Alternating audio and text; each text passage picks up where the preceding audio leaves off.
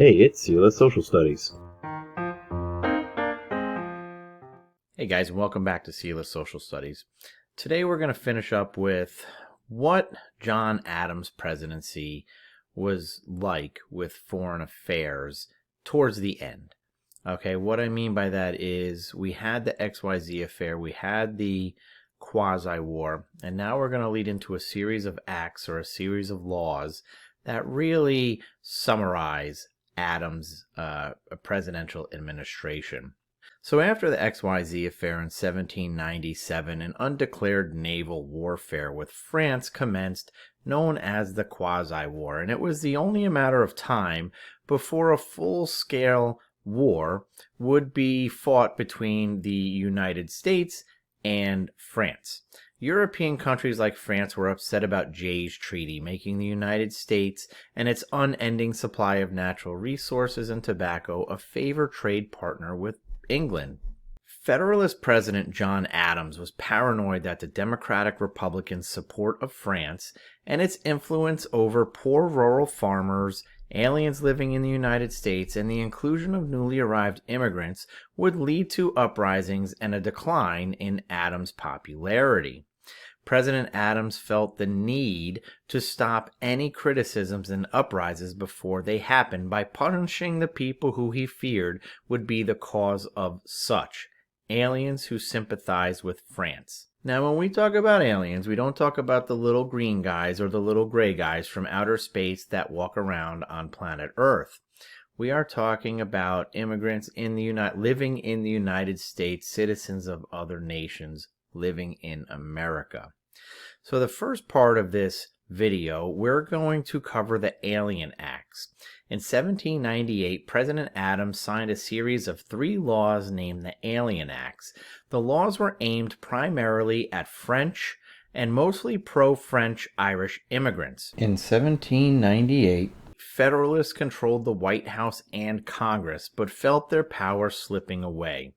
In order for Adams to slow the growth of the Democratic-Republican Party, Congress passed the Naturalization Act, which extended the time that immigrants were required to live in the country before becoming citizens from 5 years all the way out to 14 years.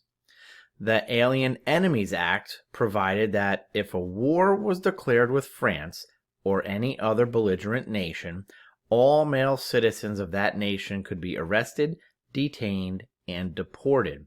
If war with France broke out, all French males living in the United States could be arrested.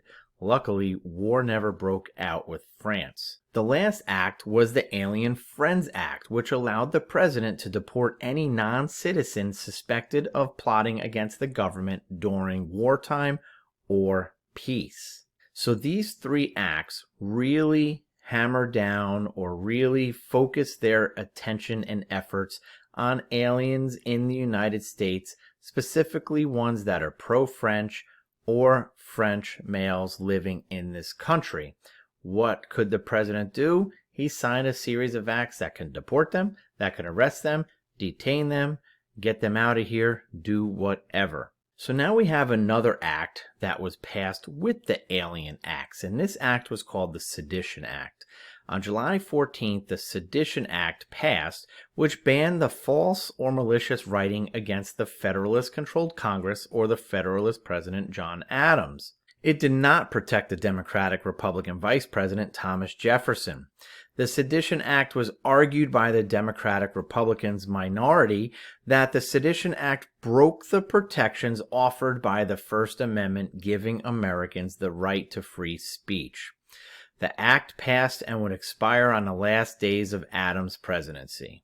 So throughout the history of the United States, the Alien and Sedition Acts were mild compared to laws made during other wartime eras. While the acts were vigorously protested by Jeffersonians, they did pass, and they were laws that would define the John Adams presidency. The laws were overall ineffective.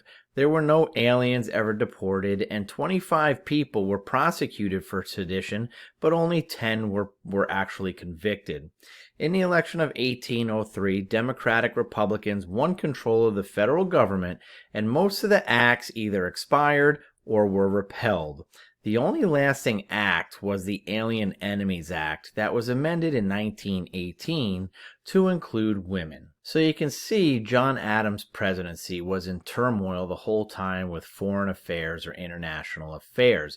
We can also see by now that the Federalist Party that was so strong under Alexander Hamilton and George Washington and John Adams, John Jay, a lot of these guys who used to hold all this power in the government, their power is now waning out.